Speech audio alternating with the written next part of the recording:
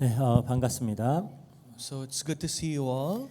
우리 하나님 말씀 마태복음 22장 1절에서 14절인데 10절에서 14절까지만 함께 읽도록 하겠습니다. Today's scripture is from Matthew 22 verses 1 to 14, but we'll only read from verses 10 to 14.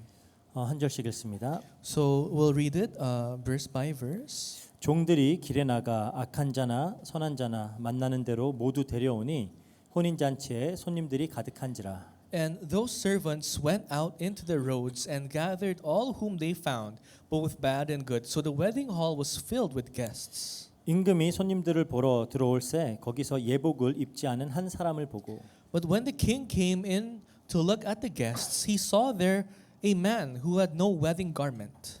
이르되 친구여 어찌하여 예복을 입지 않고 여기 들어왔느냐 하니 그가 아무 말도 못하거늘 And he said to him, Friend, how did you get in here without a wedding garment? And he was speechless. 임금이 사환들에게 말하되 그 손발을 묶어 바깥 어두운 데에 내던지라 거기서 슬피 울며 이를 갈게 되리라 하니라. Then the king said to the attendants, Bind him hand and foot, and cast him into the outer darkness. In that place there will be weeping and gnashing of teeth. 청함을 받은 자는 많되 택함을 입은 자는 적으니라. For many are called, but few are chosen. 또 오늘 본문에 들어가기에 앞서서 좀 이 맥락을 간단히 살펴보도록 하겠습니다. So before we dive into today's scripture, why don't we try to understand the context? 쭉 다뤄왔던 내용들이에요. But of course, this we already discussed previously. 예수님이 이 공생의 마지막 6월절 어린 양이 되어서 이제 십자가에 자기 목숨을 많은 사람의 대속물로 주시기 위해 예루살렘에 입성하셨습니다. So in the last part of his ministry during the Passover, to be the sacrificial lamb and to be the atonement to all, he entered Jerusalem. 이제 이틀 후면은 십자가에서 돌아가세요. And 2 days from this point, Jesus will die at the cross. 3년이 넘는 기간을 예수님은 이스라엘 전역을 다니시면서 천국 복음을 전파하셨습니다. And for over 3 years, Jesus went around the whole of Israel and shared the gospel. 수많은 병들고 아픈 자들을 고치시고 도저히 부정할 수 없는 대단한 기적들도 베푸셨어요. He healed countless sick people and he performed great miracles that people cannot deny. 그렇다면 예수님은 어떤 목적으로 이 일들을 하셨을까요? Then for what purpose did Jesus perform these actions and miracles? 무엇을 이루기 위해서 이 사역을 하신 거예요? Why did Jesus begin his ministry? For what reason? 이 땅에 천국, 하나님 나라를 세우고 당신의 백성들을 천국으로 초청하기 위해서입니다. To create his kingdom here on earth and to invite his people to his kingdom. 그러니까 더 많은 사람들이 천국 복음을 듣고 회개하고 하나님 통치 속으로 새로운 질서 속으로 들어오기를 원하셨어요. He wants more people, many people to repent and to enter to his kingdom.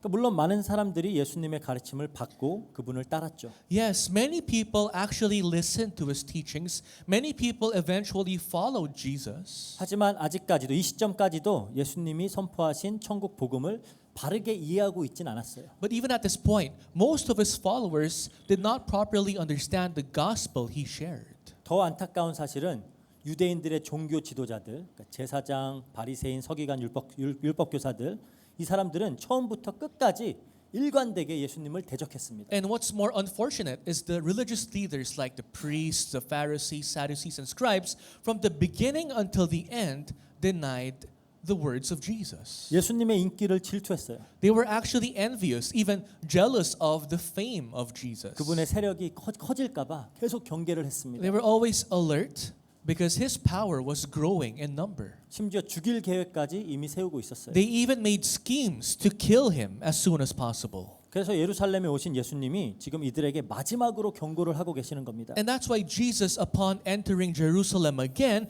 gives his last warning to these religious leaders. 심판을 경고하시면서 하나님이 원하시는 열매를 맺으라 하고 촉구를 하시는 거예요. As he warns of their judgment, he calls them, he urges them to bear the fruits that God desires. 그러니까 끝까지 예수님은 이들마저도 돌이켜서 회개하고 바르게 하나님을 섬기길 원했어요. So even to the religious leaders, Jesus wanted them to return back to him. Jesus wanted them to repent. 하지만 그들의 완악함과 이 고집스러움은 끝까지 변치 않죠. But their wickedness and stubbornness did not change until the end. 그래서 예수님은 예루살렘에 들어오셔서 이미 세 가지 어떤 퍼포먼스를 통해서 이들에게 경고 메시지를 보냈습니다. So Jesus already performed 3 different performances upon his entrance to Jerusalem to warn the religious leaders. 하나같이 곧 심판이 임할 것이고 그러기 때문에 회개하고 순종의 열매를 맺어라라고 촉구하는 내용이었어요. But all the 3 performances meant one thing, that your judgment is coming and you must repent. 그리고 이제 이들이 예수님께 너는 도대체 무슨 권위로 이런 일을 하냐? 무슨 권위로 여기서 가르치냐라고 이제 도전을 하니까 예수님이 세 가지 비유를 이제 말씀하셨죠. And to his warnings, the religious leaders said, "By what authority are you doing these things?" Jesus' response was giving them 3 parables. 하나는 아버지와 두 아들의 비유였습니다. The first parable was the man and his 2 sons. 그 다음에 지난주에 살펴봤던 포도원 농부의 비유였어요. And the second parable is the parable of the tenants. 그리고 마지막으로 오늘 다룰 혼인 잔치 비유입니다. And the third parable, which is the last parable, is today's parable, the parable of the wedding feast. 그러니까 이 비유를 통해서 지금 예수님은 유대 종교자들이 겉으로만 순종을 하고 결국 하나님 말씀을 듣지 않는 너희들이 그 첫째 아들이다라고 얘기하시는 거예요. So through the previous parables, Jesus exposed the religious leaders that you are like the first son. You only pretend to follow the words of God, but in reality you don't follow his words. 하나님께서 보내신 선지자들을 핍박하고 죽이고 곧 하나님의 아들 대신 그 예수님마저도 죽일 포도원의 농부들이 너희다라고 지금 폭로하시는 거예요. And you guys are like the tenants found in the second parable. Even though I sent you prophets, even though I sent you my servants, instead what you did was to persecute them, you killed them. 이 두 번째 비유 이후에 이제 이 종교 지도자들은 우리한테 욕하고 있는 거구나 이제 알아먹었죠. 눈치챘어요. Finally, after Jesus shared to them the second parable, did the religious leaders realize that Jesus was talking about them? 그럼에도 예수님은 연이어서 세 번째 비유로 이어가시는 거예요. But Jesus did not stop there. He gave his third parable. 1절에 보니까 예수께서 다시 비유로 대답하시되 이러죠. 그러니까 대답하여 이르시되 또 하나의 비유를 또 말씀하시는 거예요. It says here in Matthew 22 verse 1, and again Jesus spoke to them in parables, saying, so he did not stop. He gave them another parable.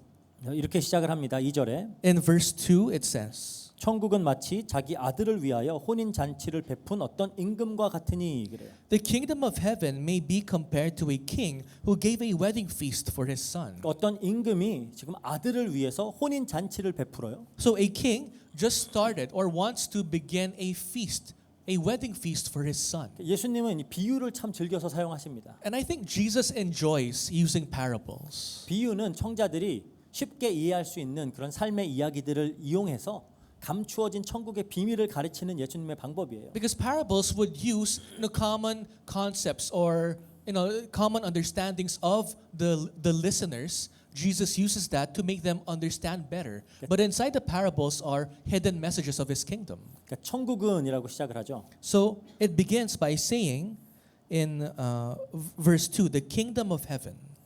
그 천국은 아들을 위하여 혼인 잔치를 베푼 어떤 임금과 같다 그래요. The kingdom of heaven may be compared to a king who gave a wedding feast for his son. 그러니까 이 비유의 초점은 임금에게 있는 겁니다. Which means this parable, you must focus on the king. 그러니까 우리는 이 임금의 이 비유를 통해서 임금의 말과 임금의 행동에 집중해야 돼요. So in today's parable, try to focus on the words of the king and his actions. 이를 통해서 천국의 비밀을 밝히고 계시는 거예요. Because Jesus is revealing the mysteries of his kingdom through the king. 이 아들의 혼인 잔치라는 이 개념은 성경 전체를 관통하는 아주 중요한 개념입니다. And the idea of the wedding feast of the son is an idea that's seen across the whole Bible. 성경은 종종 이 혼인이라는 그림을 사용을 해서 당신의 백성을 향하신 하나님의 사랑과 그분의 구원을 설명하고 있어요. Because you can see in the Bible that the Bible uses wedding to really show his love for his people, God's love for his people many times. 사실 성경은 혼인 이야기로 시작해서 혼인 이야기로 끝납니다. Because if you think about it, the Bible actually starts with a story of a wedding and it ends with a story of a wedding. 제일 먼저 등장하는 성경의 혼인 이야기가 뭐죠? And what's the first wedding found in the Bible? 하나님이 아담을 통해서 하와를 창조하시고 그 둘을 혼인시키는 그 하나님의 이야기예요. The story wherein God creates Adam, then Eve, and God makes them join together to get them married. 하나님께서 하와를 어떻게 창조하셨죠? And how did God create Eve? 아담을 깊이 잠들게 하십니다. God places Adam into a deep state of sleep, 그리고 갈빗대를 하나 취하세요. and He removes a rib from Adam. 갈빗대를 취하려면 어떻게 해야 되죠? But in order to take out a rib from someone, what must you do? 아담이 쪼개져야 됩니다. Adam must be diced, must be sliced. 피가 흘러야 돼요. Blood must flow. 마치 예수님께서 십자가에서 옆구리에 창을 찔려서 그 물과 피가 다 쏟아내셨듯이 그렇게 피가 쏟아져야 돼요. Just as when Jesus was crucified, the soldier pierced his sides where all the water and blood was poured out. 즉, That's what happened. 아담의 죽음을 이야기하는 겁니다. So this portrays the death of Adam. 그렇게 여자, 그러니까 교회와 성도는 탄생하게 돼요. That is how Eve was made, or the females, which also symbolizes the church. 흙으로부터가 아니라 아담으로부터 세워집니다. Not from dirt or soil, but from Adam was Eve made. 이거는 사실 성전을 세우다라고 할 때 쓰이는 그런 표현이에요. And this is also a phrase used when you raise a church. 그러니까 창세기 2장 22절에 보면은 아담에게 취하신 그 갈대뼈로 여자를 만들고라고 말을 해요. Because it says there in Genesis chapter 2, verse 22, it says there that, and the rib that the Lord God had taken from the man, he made into a woman. 그래서 만들다라고 쓰인 히브리어 단어가 바나라고 하는 단어예요. So made in Hebrew is bana. 이게 나라를 세우다, 성전을 세우다라고 할 때 쓰는 단어예요. And bana is a term to use when you make a kingdom, when you make a country. 그러니까 다른 인간이나 다른 짐승들처럼 흙으로부터 이렇게 만들어지는 게 아니라 여자는 교회는 예수 그리스도로부터 세워지는 겁니다. So unlike other creatures, the women were not made from soil, but the church or the woman is made from Christ. 그래서 그리스도가 교회의 그 모퉁이 돌 파운데이션이다라고 하는 거예요. That's how we call Jesus the cornerstone or the foundation of the church. 그렇게 이제 여자가 만들어지죠. So that's how Eve was made. 그리고 남자는 어떻게 된 건지 부활을 해요. But for some reason, Adam, he comes back to life. 그 부활한 남자가 부모를 떠나서 그의 아내와 합하여서 한 몸이 되는 겁니다. And so this resurrected man has to leave his parents' house and must become one with his wife. 아담이 부모가 있어요? But did Adam ever have parents? 없죠. He doesn't have parents. 그러니까 아버지 하나님을 떠나서 교회와 한 몸을 이루시는 예수님에 대한 이야기를 처음부터 하고 있는 거예요. So from the beginning, this is all about Jesus who leaves God his Father and becomes one with the church. 그래서 에베소서 5장에는 바울 사도가 이 구절을 그대로 인용해서 이것은 그리스도와 교회의 이야기다라고 밝히고 있어요. And that's why in Ephesians chapter 5 verses 31 to 32, Apostle Paul directly quotes what happened in the book of Genesis and he says, this is the story of the church. 에베소서 5장 31절 32절입니다. In Ephesians 5 verses 31 to 32. 그러므로 사람이 부모를 떠나 그의 아내와 합하여 그 둘이 한 육체가 될지니 이 비밀이 크도다. 나는 그리스도와 교회에 대하여 말하노라. Therefore a man shall leave his father and mother and hold fast to his wife, and the two shall become one flesh. This mystery is profound, and I am saying that it refers to Christ and the church. 이렇게 그리스도와 교회의 혼인 이야기로 성경이 시작을 해요. So the Bible actually begins with the story of the wedding between Jesus and the church. 근데 이 혼인이 인간의 범죄로 인해서 깨어지게 되는 것을 보여주는 겁니다. And what does it reveal? Because of the sin of man, this marriage was broken apart. 구약 성경의 선지서들은 이런 내용이 너무나 많이 있죠. You would see this content in many of the books of the prophets in the Old Testament. 한 절만 볼게요. 호세아서 2장 2절이에요. One example is Hosea chapter 2 verse 2. 너희 어머니와 논쟁하고 논쟁하라. 그는 내 아내가 아니요 나는 그의 남편이 아니라. 그가 그의 얼굴에서 음란을 제하게 하고 그 유방 사이에서 음행을 제하게 하라. 그래. Plead with your mother, plead, for she is not my wife, and I am not her husband, that she put away her whoring from her face, and her adultery from between her breasts. 하나님이 나는 이제 너의 남편 아니야라고 이스라엘에게 하시는 거예요. So God is proclaiming to Israel, I am no longer your father. 하지만 하나님은 또 은혜로 이 예수 그리스도를 이 땅에 보내셔서 이 깨어진 혼인을 회복시키시는 겁니다. But by His grace, He sent His Son Jesus Christ to restore this once broken marriage. 그래서 성경은 어린 양의 혼인 잔치로 막을 내려요. That's why the Bible ends with the wedding of the young lamb. 우리 계시록 19장 7절에서 9절 볼게요. Let's read Revelations 19 verses 7 to 9. 우리가 즐거워하고 크게 기뻐하며 그에게 영광을 돌리세 어린 양의 혼인 기약이 이르렀고 그의 아내가 자신을 준비하였으므로 그에게 빛나고 깨끗한 세마포 옷을 입도록 허락하셨으니 이 세마포 옷은 성도들의 옳은 행실이라 하더라. 천사가 내게 말하기를 기록하라 어린 양의 혼인 전 잔치에 청함을 받은 자들은 복이 있도다 하고 또 내게 말하되 이것은 하나님의 참되신 말씀이라 하기로. Let us rejoice and exult and give Him the glory. For the marriage of the Lamb has come, and His bride has made herself ready. It was granted her to clothe herself with fine linen, bright and pure, for the fine linen is the righteous deeds of the saints. And the angel said to me, Write this, Blessed are those who are invited to the marriage supper of the Lamb. And he said to me, These are the true words of God. 깨어진 혼인이 완전하게 회복되어지는 그림으로 성경이 마무리되는 거예요. So the Bible literally ends with the broken marriage becoming restored. 이렇게 성경 전체는 혼인 이야기로 풀 수가 있습니다. So you can actually unravel the whole Bible with a wedding story. 이 예수님의 초림과 재림, 첫 번째 오심과 다시 오심도 그게 무엇을 의미하는지 역시 우리가 당시 이스라엘의 혼인 관습을 공부하면 더 명확히 이해할 수 있어요. And you can actually understand what the first coming and the second coming of Jesus Christ is if you properly understand the traditions of the ancient Israelite wedding. 이스라엘에서는 결혼식을 2번 합니다. Because in Israel, they have two weddings, Ceremonies. two wedding ceremonies. 첫 번째는 신부의 집에서 치러져요. The first wedding ceremony takes place in the house of the bride. 이제 혼인 언약을 맺는 거예요. So this is when they have the covenant between one another. 그리고 나서 신랑이 이제 신부에게 내가 1년 후에 어느 날 정확히 알려줄 수는 없지만 언젠가 1년 후 어느 날 나는 반드시 돌아올 것이다라고 약속을 하고 떠나요. Then during the end part of the first wedding ceremony, the groom tells the bride, I will return 1 year from now. And he leaves. 뭐 환장하겠죠. So for the bride, it's kind of weird. 이렇게 서로 떨어진 부부는 서로 만날 수 없어요. So once the groom leaves the house of the bride, they cannot meet.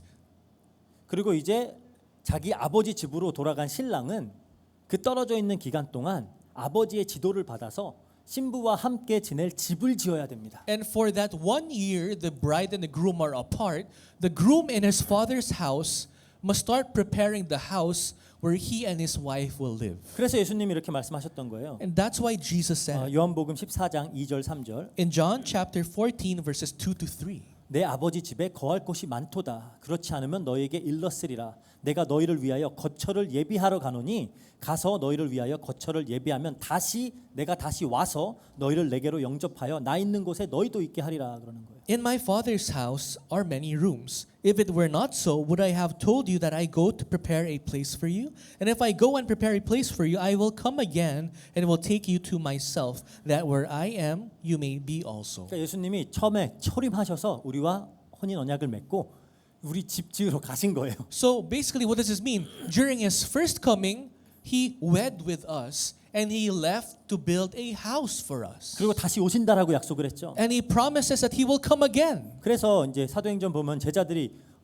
당신의 나라를 회복하실 때가 이때입니까? 물어보잖아요. That's why in the book of Acts, his disciples asked, Is this the day that you will restore your kingdom, your house? 근데 재밌는 게 이 집을 공사하는 이 일은 신랑이 자기 의미대로 끝낼 수가 없어요. But the thing interesting is that the groom cannot simply finish constructing his house on his own volition. 반드시 그 감독하는 아버지가 이제 다 됐다라고 허락을 해야 끝이 나요. The groom will only end constructing his house when his father permits him to end. 그제야 이제 신랑은 신부를 데리러 갈 수 있습니다. That's when the groom can finally pick his bride, his wife. 그래서 예수님이 그런 거예요. 이스라엘 나라를 회복하실 때와 시기는 아버지가 자기의 권한에 두셨다라고 하는 거예요. That's why Jesus says the restoration of Israel, his kingdom, is in the hands of his father. 예수님이 모른다라는 게 아니라 이 권한은 아버지에게 있는 거다라고 얘기하시는 거예요. This does not mean Jesus does not know, but he simply entrusts it in the hands of God. 그러니까 예수님의 초림은 첫 번째 결혼식이죠. So, the first coming of Jesus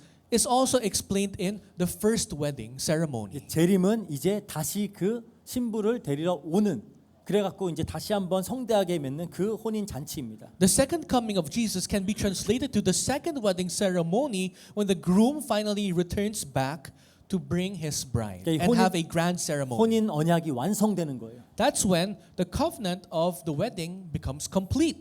그러니까 오늘 이 본문의 비유는 예수님의 비유는 굉장히 종말론적인 의미를 담고 있는 내용입니다. In a way, today's sermon, today's parable contains an eschatological eschatological meaning. 그러니까 종말의 마지막 때에 있을 일들을 담고 있는 내용이라는 거예요. It simply contains things that will happen in the end times. 그래서 예수님의 세 가지 비유 모두 사실 종말 때의 심판을 내포하고 있는 비유들입니다. Because all three parables that Jesus just shared actually talks about the end times. 이런 관점에서 우리가 오늘 본문을 살펴보자고요. So with all of this context in mind, let's now go back to today's scripture. 임금이 아들을 위해서 혼인 잔치를 베풀었어요. So once again, the king prepared a grand wedding for his son. 그 당시에 이스라엘의 혼인 잔치는 매우 아주 크고 성대한 잔치였어요. Back in the old times, in Israel, wedding ceremonies were grand. They were huge. 보통 한 7일 정도 지속이 됐다 그럽니다. They say it took 7 days to finish the wedding ceremony. 그동안 계속 손님들 먹이고 돌보고 해야 돼요. Which means for 7 days they have to accommodate guests, they have to feed guests. 그러니까 평범한 사람들의 혼인 잔치가 이랬다면은 왕의 잔치는 어땠을까요?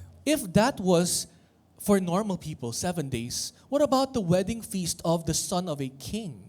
더 길고 비교할 수도 없을 만큼 성대했겠죠. Which means it's much longer, much grander than you could ever imagine. 이렇게 화려하고 성대한 잔치를 준비해 놓고 이제 종들을 보내서 사람들을 청하는 거예요. So while the king was preparing this grand wedding, he told his servants to look for guests, to invite guests. 근데 우리가 여기서 자세히 봐야 될 부분이 있습니다. But there's something that we must look closely. 3절이에요. Verse 3.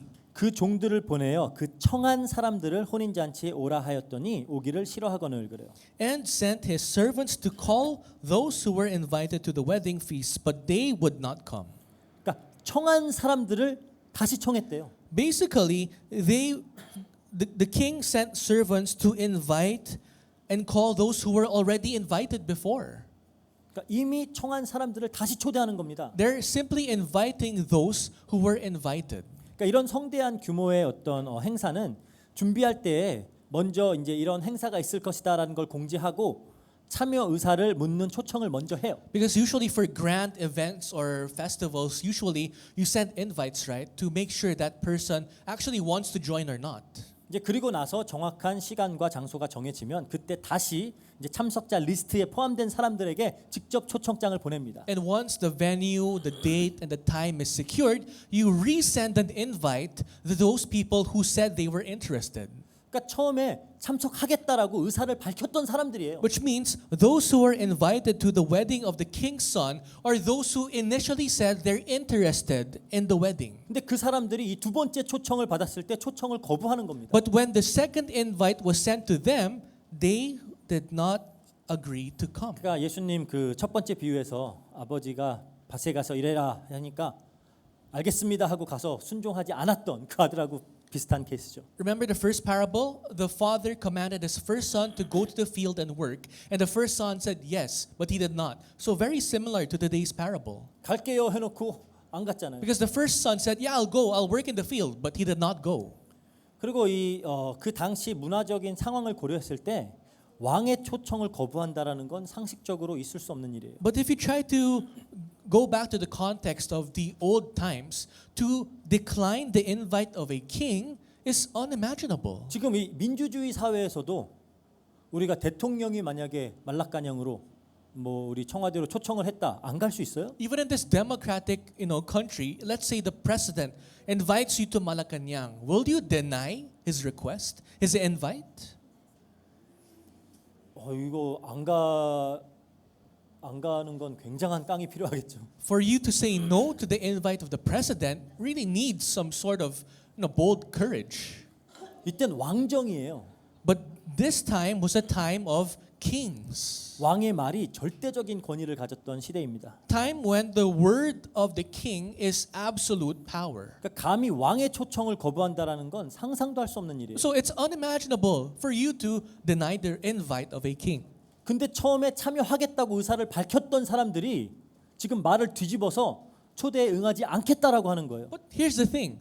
Initially, these people said yes, they will go to the wedding, but they suddenly changed their words. 이것만으로도 아주 엄중한 처벌을 받을 일이죠. Changing your words alone to a king equals to great punishment. 그런데 이 비유에 등장하는 왕은 아주 매우 선하고 아주 인내심이 깊은 왕이에요. But for some reason, the king in today's parable is very good. He's very holy, he's very patient for some reason. 한 번 거절을 하니까 다른 종들을 또 보냅니다. Because once the invitees declined the invite, he sends another batch of servants. 다른 종들을 보냈다는 말이 뭘까요? What does it mean when the king sent another batch of 그 servants? 처음에 보냈던 종들보다도 더 지위가 높은 사람들을 보냈다는 거예요. Which means the king sent a second batch of servants who were much more powerful than the first batch of servants. 그러니까 오히려 더 격식과 예의를 갖춰서 초청을 한 거예요. Which means this invite was much more formal. It was planned much more carefully. 4절 볼게요. Let's read verse 4. 다시 다른 종들을 보내며 이르되 청한 사람들에게 이르기를 내가 오찬을 준비하되 나의 소와 살찐 짐승을 잡고 모든 것을 갖추었으니 혼인 잔치에 오소서 하라 하였더니 Again he sent other servants, saying, Tell those who are invited, See, I have prepared my dinner. My oxen and my fat calves have been slaughtered, and everything is ready. Come to the wedding feast. 그러니까 최고의 잔치를 준비해 놓았으니까 와서 마음껏 먹고 즐기세요라고 하는 거예요. So what did the king say? The greatest feast is already prepared. All you have to do is come and enjoy. 근데도 여전히 이들은 거부를 합니다. Yet these people declined. 비유를 읽어보면은 초청을 받자 돌아보지도 않았대요. If you actually read the parable, upon seeing the invite, it said they did not even pay attention. 한 사람은 자기 밭으로, 한 사람은 자기 사업으로 떠났다 그러죠. It says here, but they paid no attention and went off, one to his farm, another to his business. 잘 생각해 보면 구약에서 계속 반복되어 왔던 이야기예요. But if you actually think about it, isn't this a recurring event ever since the Old Testament?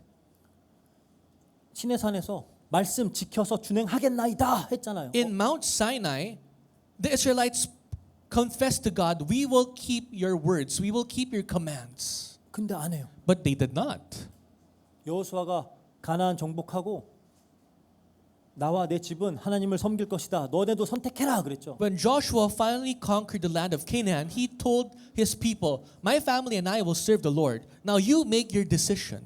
우리도 여호와를 섬기겠습니다 했어요. And all the tribes said, we too will follow God, will serve Lord, will serve God as our Lord. 근데 계속 우상 숭배해요. But what did they do? They continuously committed idolatry. 계속 율법을 어기죠. They continuously declined the laws, disobeyed the laws. 그러니까 왕이 이렇게 성심껏 초청을 했는데도 불구하고 왕의 혼인 잔치보다 그냥 내 생업이 내가 이 땅에서 잘 먹고 잘 사는 일이 더 중요한 거예요. So even though the king generously sent invites to you, you guys are more interested in your livelihood, your business, your work. 우리가 기억해야 될 사실은 이 왕의 아들의 혼인 잔치는 천국으로의 초대를 의미하고 있는 겁니다. You must not forget that this invite to the wedding of the son of the king is actually an invite to heaven.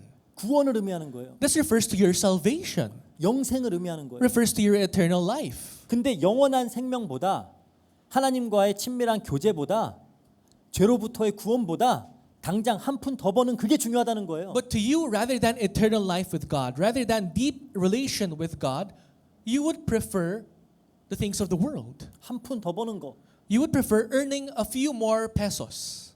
학교에서 좀 더 좋은 성적 받는 거, You would prefer getting a slightly higher grade at school. 직장에서 조금 더 좋은 성과 내고 인정받는 거. You would prefer reaching your KPIs at work and becoming respected at your workplace. 애인들과 친구들과 즐기는 일, You would prefer just enjoying with your girlfriends, your boyfriends, and your friends. 취미 생활하는 일. You would prefer your hobbies. 그게 더 중요하다라는 거예요. To you, that's more important than spending time with God. 그러니까 눈에 보이지도 않는 지금 당장 나에게 실질적인 어떤 유익이 되지 않는 일에는 내 시간과 노력을 투자하기 아깝다라는 겁니다. For you, what you're saying is, I don't want to spend my time, my energy to things that I cannot see, to things that I cannot see the results from.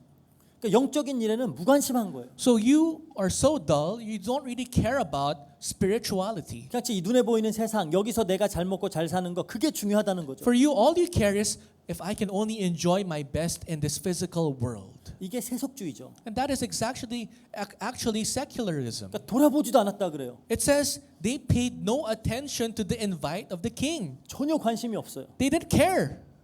지금도 이 세상 사람들 보면 이렇게 살잖아요. Isn't that how the people of the world live today? 심지어 스스로를 그리스도인이라고 칭하는 사람들도 겉으로는 종교적 행위를 하지만 이 역시 어떤 세속적인 유익이 되기를 소망하면서 하잖아요. Even those who call themselves Christians, on the outside, yes, they're religious, but on the inside, they do this because they secretly hope they want to get something in return, physically. 그러니까 천국으로의 초청에는 관심이 없는 거예요. So people nowadays they don't care about the invite to heaven. 그냥 이 땅에서 더 많이 가지고 더 강해지고 더 많이 누리고 즐기고 그것만 중요한 겁니다. All they care is to possess more in this world, to be stronger in this world, to be more respected.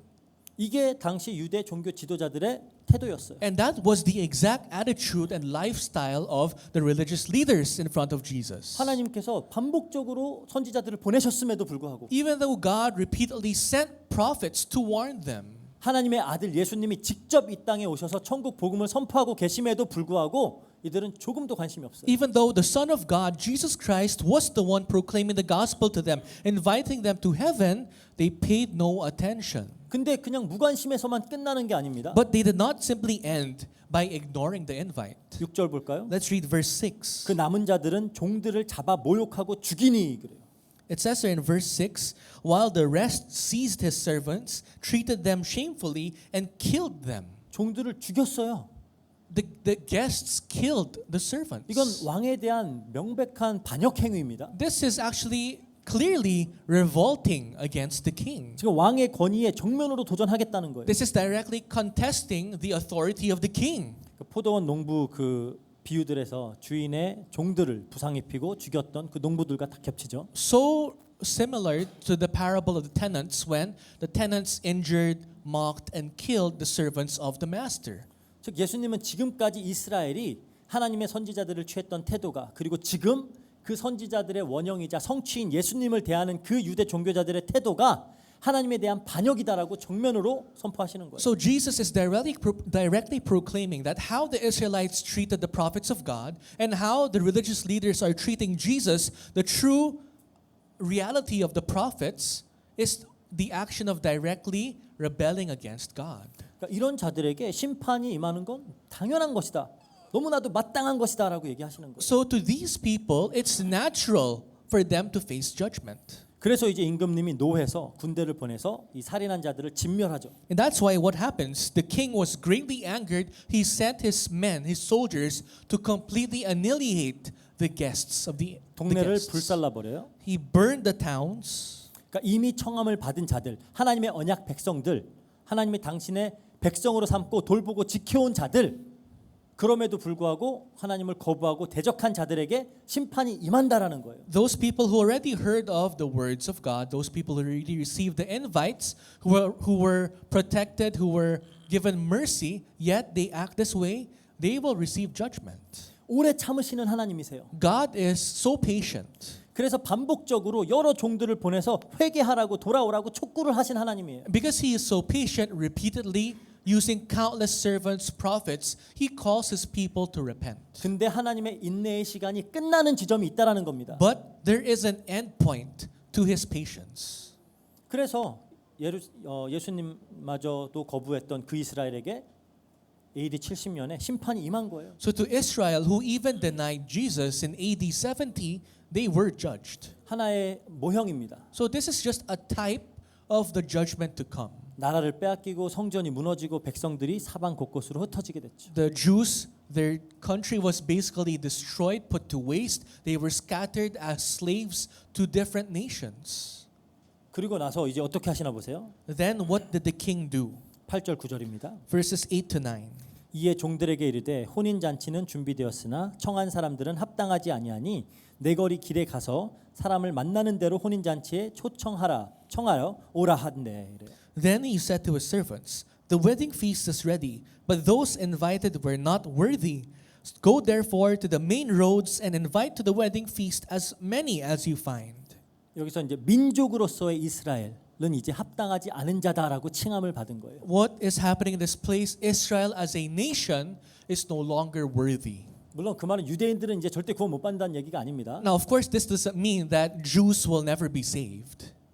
뭐 예수님 초창기에 믿었던 사람들 다 유대인들이었어요. Because most of the Christians in the time of Jesus were Jews. 그 말이 아니라 이제 더 이상 이스라엘은 하나님의 백성이라는 그 어떤 상징성을 갖지 못하는 거예요. Which means from this point on, Israel as a nation will no longer be the chosen people of God any longer. 그리고 왕이 종들을 내거리로 보냈다 그래요. And it said that the king sent his servants to the road, to the main roads. 그러니까 여기서 메인 로드라고 돼 있는데 내거리, 그러니까 그 인터섹션을 말하는 거예요. So the main roads or intercession.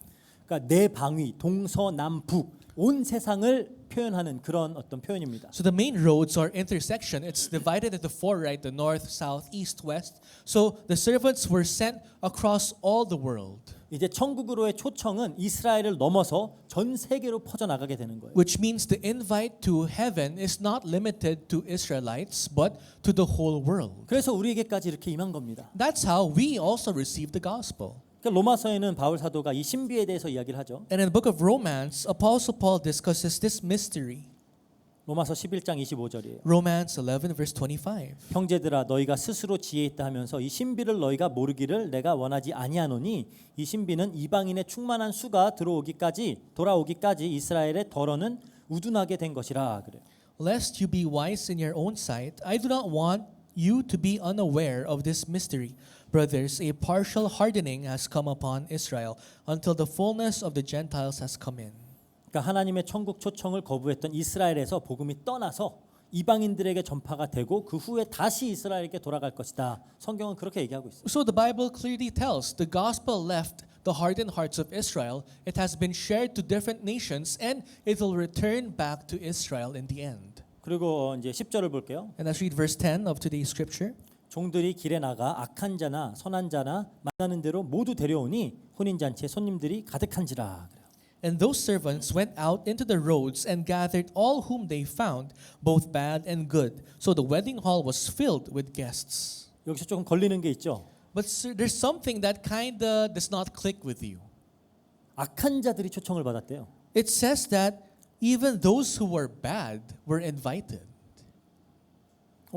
어떻게 악한 자들이 초청을 받지? 이렇게 생각할 수 있어요. And you might think, how in the world can bad people be invited to this event? 근데 여기서 우리가 이제 지금까지 예수님께서 가르치셨던 그 맥락 안에서 이 구절을 이해해야 돼요. But let's understand this verse according to the context of all the sermons and teachings of Jesus. 유대인들의 관점에서 악한 자들이 누구예요? Who are bad in the eyes of the Jews again? 세리, Tax collectors, 창녀, prostitutes, 가난한 자, poor people, 과부, widows, 이방인 Gentiles. 다 악한 자들이에요. Those are considered bad in the eyes of Jews. 이스라엘 백성들은 이들이 악하기 때문에 하나님의 저주를 받아서 그들의 위치에 처하게 되었다. 이렇게 생각을 했어요. The Jews firmly believed that these people were evil, bad in the eyes of God. That's why they're who they are. 근데 이들이야말로 천국 복음이 선포되었을 때 회개하고 그 초청에 응했던 사람들이잖아요. But these exact bad people were the ones when God sent invite to heaven, they were the ones who responded to this invite. 그러니까 도덕적으로는 악한 자일 수 있어요. Morally speaking, yes, they may be bad people. 하지만 예수님의 관점에서 이들은 어린 아이와 같은 자들이에요. But in the perspective of Jesus, these people were those who are childlike. 가난한 심령으로 애통함으로 온유함으로 예수님의 천국 초청에 응한 자들입니다. with the poor spirit, with the broken spirit, with contrite heart, these people were the ones who responded to the invite of Jesus to heaven. 이들이야말로 천국 복음이 선포되었을 때 회개의 열매, 순종의 열매를 맺었던 자들이. And these people were the ones when Jesus talked about repentance, they repented and they bore the fruits of the Holy Spirit. 근데 또 이런 질문이 들 수 있어요. But you might have a second question. 그렇다면 결국 천국은 어린아이와 같은 성품을 가진 사람들, 자기 죄를 회개하고 천국 초청에 응한 자들만 들어가는 것인가라는 거예요. So this might be your question. Does this mean heaven only is composed of people who are childlike, who are able to repent with poor and broken heart? 그러니까 이 대제사장들과 바리새인들, 서기관들처럼 큰 자가 되고자 하는 자들, 자기 의를 세우려고 하는 자들, 천국 복음을 거부하는 자들은 절대로 들어갈 수 없는 건가요? Does this mean people like the religious leaders, the Pharisees, Sadducees, who only want to be great, who only want to stack their self-righteousness, can these people not enter heaven? 그러니까 지금까지 예수님이 강조하셨듯이 열매를 맺는 자들만 들어가는 거예요? So is it just like what Jesus has been emphasizing until this point? Is heaven a place where only those who bear fruits can enter?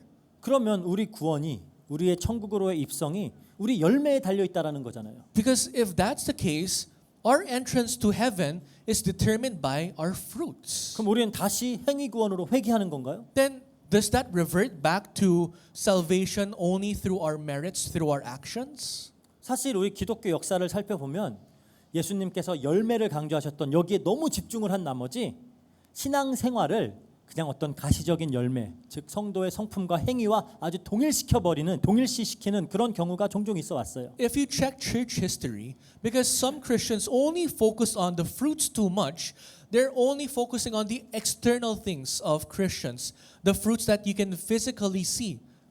그러니까 이런 경향이 점차적으로 형식주의적인 신앙을 낳았죠. And this gave birth to Christianity filled with mannerisms, 포멀리즘이라고 formalism.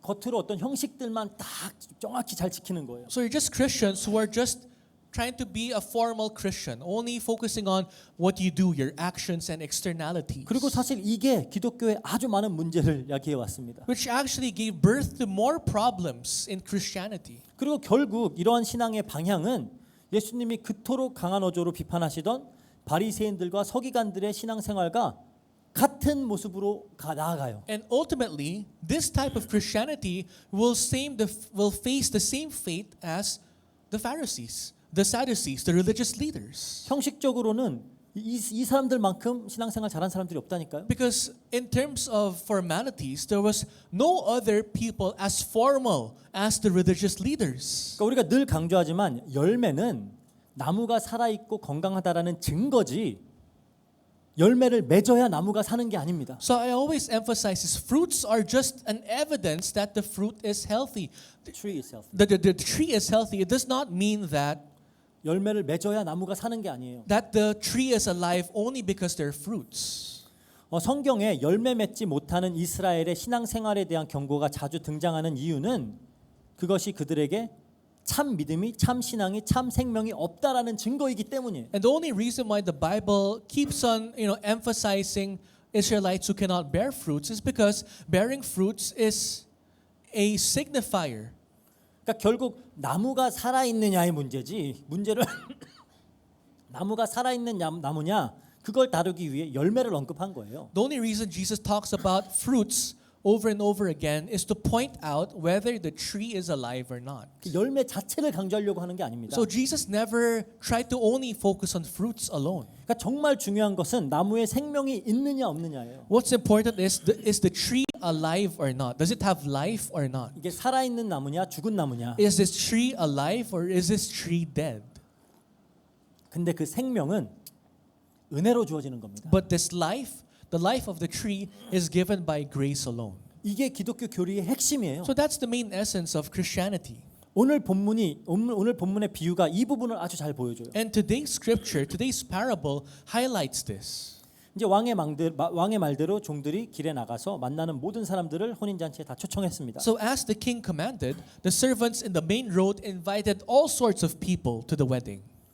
이제 잔치가 손님으로 가득 차 있어요. And the wedding was full of people, of guests. 이제 왕도 이 손님들을 보려고 연회장으로 들어갑니다. And of course, because the king wanted to see the guests, he entered the wedding. 근데 거기에서 예복을 입지 않은 한 사람을 보게 돼요. But he notices one man, one person, not wearing a wedding garment. 여기서 한 가지 의문점이 들 수 있어요. Now, you might have a question. 지금 종들이 막 나가서 아무나 막 잡아가지고 지금 잔치로 데리고 왔는데 어떻게 다 다른 사람들은 예복을 준비했을까요? You might ask, if the servants of the king just randomly brought people, any people that they could find, when did they have the time to prepare a wedding garment? 그 왜 유독 한 사람만 이 예복을 입지 않고 있는 게 등장을 할까요? And why did the author highlight one person not wearing the wedding garment? 그리고 예복을 갖춰 입지 않은 그 사람에 대한 처우가 너무 가혹해요. And the punishment the king gave to the person without the wedding garment is too intense. 12절 13절 Because if you read verses 12 to 13, 이르되 친구여 어찌하여 예복을 입지 않고 여기 들어왔느냐 하니 그가 아무 말도 못하거늘 임금이 사원들에게 말하되 그 손발을 묶어 바깥 어두운 데로 내던지라 거기서 슬피 울며 이를 갈게 되리라 그래요. and he said to him, Friend, how did you get here without a wedding garment? And he was speechless. Then the king said to the attendants, Bind him hand and foot and cast him into the outer darkness. In that place there will be weeping and gnashing of teeth. 처음에는 다정하게 다가가죠. Initially, the king approaches the man without the wedding garment nicely. 친구여 그래요. He says, Friend. 근데 예복에 대해서 아무 답을 못 하니까 아주 가혹한 형벌을 내려버립니다. But because the man could not give any answer to his question why he did not bring a wedding garment, the punishment was harsh. 이게 이해가 되세요? But do you kind of understand what's happening? 너무 이상하잖아요. It's weird. 근데 우리가 기억해야 될 사실이 있어요. But there's something you must remember. 이 시대에는 왕의 잔치에 초청을 받은 자들에게는 왕이 직접 예복을 제공해 줘요. In this time, whenever the king invites someone, the king also gives him a garment to wear. 즉 예복이 없었다라는 말은 왕이 직접 택해서 초청한 자가 아니라는 것입니다. Which means if that person did not wear a wedding garment, it means the king did not invite him. 그래서 처음에는 친구여 한 게 갖고 있는데 아직 안 입은 걸 수도 있잖아요. Because the reason why the king said initially friend is because maybe he thought this guy already had a wedding garment, he did not simply put it on. 근데 아예 없으니까 이제 혼나는 거예요. But then the king discovered this guy did not even have a garment to begin with. That's why he was kicked out. 다시 한번 강조하지만 이 혼인 잔치는 천국, 구원, 영생을 의미하는 거예요. Once again, this wedding signifies heaven, salvation, eternal life. 그러니까 이 천국 행 티켓, 그러니까 영생의 구원은 왕의 예복을 받은 자에게만 주어지는 거예요. So this ticket to heaven, ticket to eternal life, is only given to those people whom the king himself gave the garment to. 그러니까 왕의 예복을 받지 못한 사람들은 손발이 묶여서 어두운 데로 던져지고 거기서 울며 이를 갈게 되는 겁니다. Which means to those who did not receive the garment from the king, his hands, his feet will be bound. They'll be cast out to darkness where there will be gnashing of teeth. 이건 영원한 지옥 심판을 의미하죠. Which pertains to eternal judgment in hell. 그럼 이 예복이 도대체 뭐예요? So what is this garment? 이 옷이 도대체 뭐예요? What does this even mean? What's this garment? 왕으로부터 주어지는 이 예복이 도대체 뭐길래 한 영혼의 구원이 좌지우지되는 겁니까? What does this garment given by the king himself signify that determines the person's eternal life? 예수님이 이런 말씀하신 적이 있어요. Because Jesus once said 마태복음 5장 20절 in Matthew 5 verse 20, 내가 너희에게 이르노니 너희 의가 서기관과 바리새인들보다 더 낫지 못하면 결코 천국에 들어가지 못하리라 그래요. For I tell you, unless your righteousness exceeds that of the scribes and Pharisees, you will never enter the kingdom of heaven. 그러니까 서기관들과 바리새인들보다 더 나은 의가 있어야 천국에 들어간다라는 거예요. That means you must possess righteousness like the Pharisees and Sadducees for you to enter the kingdom of heaven. 사실 유대인들이라면 이 예수님 말씀을 들었을 때 바로 생각나는 성경 구절이 있어요. If you were a Jew, when you heard this parable of Jesus, you might have remembered a specific part of the Bible. 이사야서 61장 10절입니다. Isaiah 61 verse 10. 내가 여호와로 말미암아 크게 기뻐하며 내 영혼이 나의 하나님으로 말미암아 즐거워하나니 이는 그가 구원의 옷을 내게 입히시며 공의의 겉옷을 내게 더하심이 신랑이 함을 쓰면 신부가 자기 보석으로 단장케 단장함 같이 하셨음이라 그래요. I will greatly rejoice in the Lord. My soul shall exult in my God, for he has clothed me with the garments of salvation. He has covered me with the robe of righteousness, as a bridegroom decks himself like a priest with a beautiful headdress, as a bride adorns herself with her jewels. 그러니까 여기서 구원의 옷, 공의의 겉옷을 동일시하죠. So the garments of salvation and the robe of righteousness are technically the same 그래서 level. 공의라고 쓰인 단어가 세다카, Righteousness is in Hebrew zedekah. 의라는 거예요. 의, Righteousness. righteousness. 유대인들에게 의라는 것은 도덕적인 개념이 아니에요. For the Jews, righteousness has nothing to do with your moral ethics. 이건 관계적인 개념이에요. Righteousness to them is relational. 의는 저희 여러 번 얘기했죠. 이거는 We talked about this so many times already. 의는 하나님과 바른 관계에 있는 것이 의입니다. Righteousness is when you are in a healthy and good relationship with God.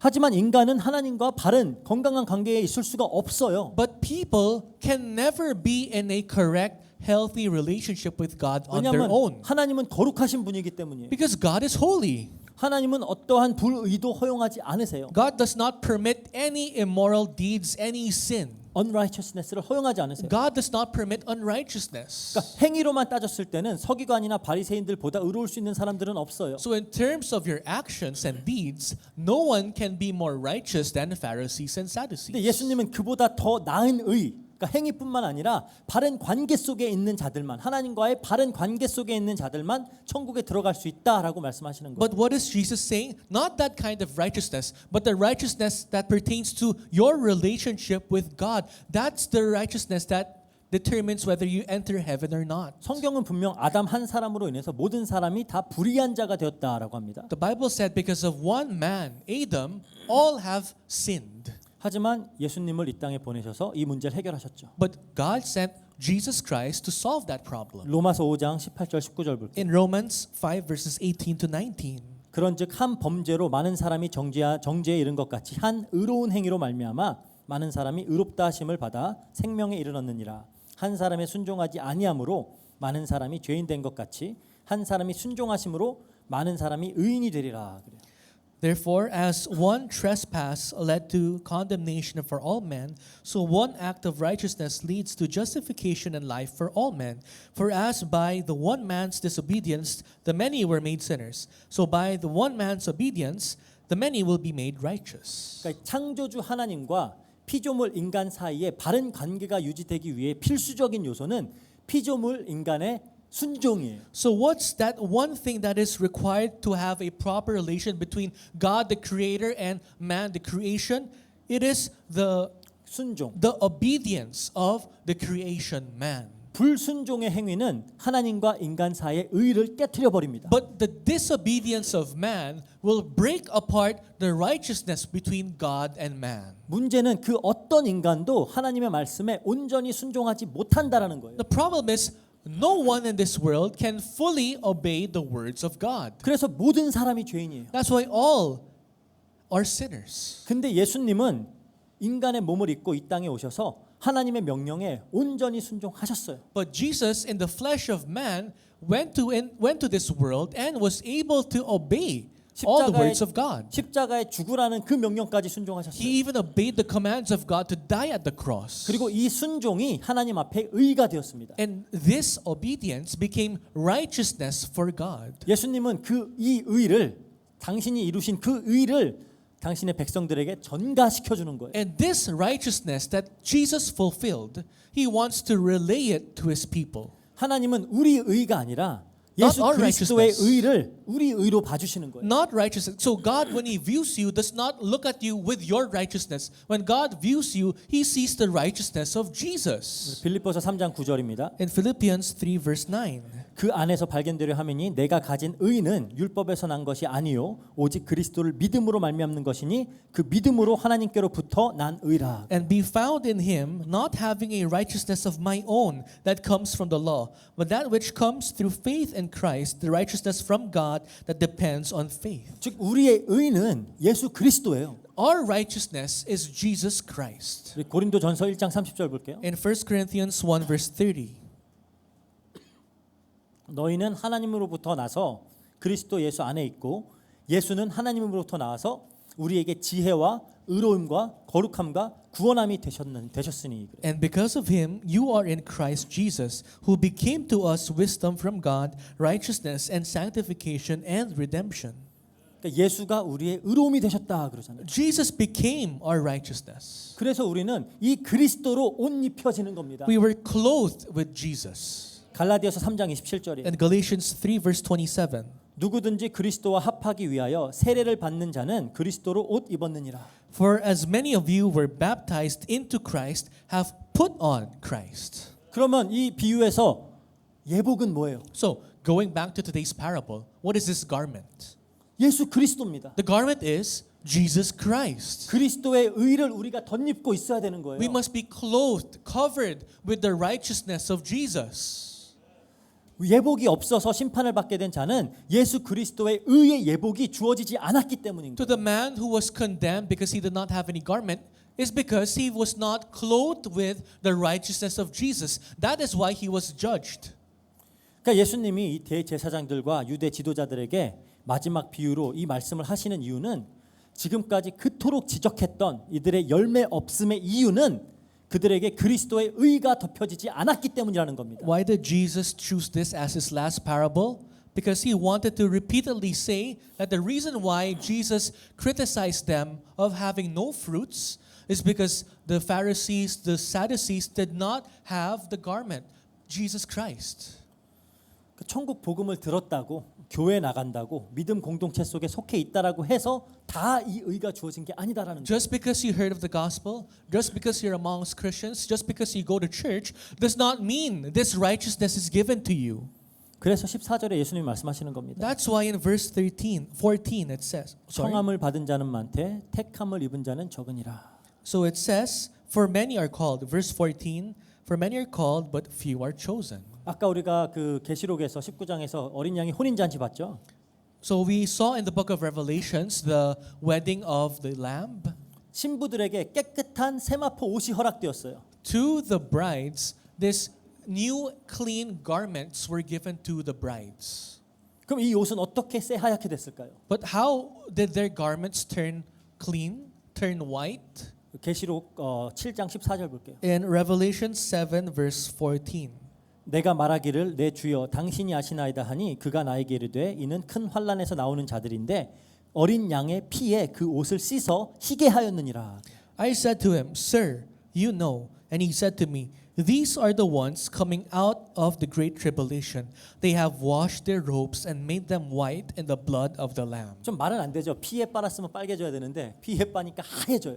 Technically, it doesn't make sense because usually if you would drench something in blood, it's going to turn red. But for some reason, when you drench your garment in the blood of Jesus, it turns white. 어린 양의 피로 씻어진 옷이기 때문에 하얀 겁니다. Because your garments were washed with the blood of the Lamb, you are now clean. 근데 어린 양의 혼인 잔치에서는 이 흰 세마포 옷이 성도들의 옳은 행실이다 그래요. But it says there in today's parable that this garment given to the guests refers to the righteous deeds. righteous deeds of these people. 이거는 형식주의 행위구원을 이야기하는 게 아니에요. This is nothing to do with formalities, nothing to do with, actions, deeds leading to your salvation. 그리스도의 의가 전가되어서 살아있는 나무가 된 자들이 맺는 열매를 이야기하는 거예요. This pertains to the fruits that these people who received grace will bear. 결국 우리 구원은 우리의 천국 행은 모두 하나님의 은혜의 산물인 거예요. Because our salvation, us entering heaven, is a result of God's grace. 다 선물로 주어진 겁니다. They're simply given to us as a gift. 다시 한번 예수님이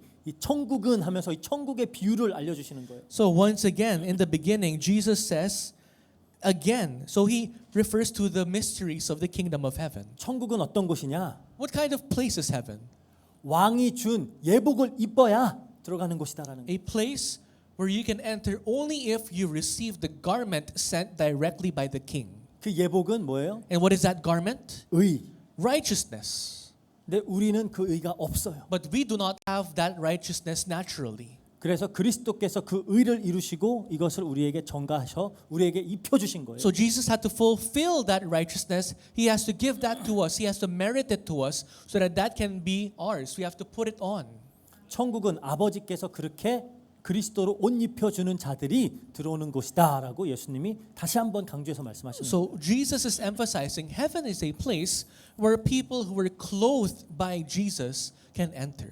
그러니까 우리가 잘 기억해야 됩니다. So this you must remember. 이 우리의 생명, 의로운 신분은 은혜로 주어진 거예요. Our life, our state, our status as righteous has been given to us by grace. 근데 내가 이 신분이 주어진 사람이다, 생명이 주어진 자다 어떻게 알아요? How do you know you were given this life? How do you know you are righteous? 열매를 맺음으로 알아요. When you bear fruits.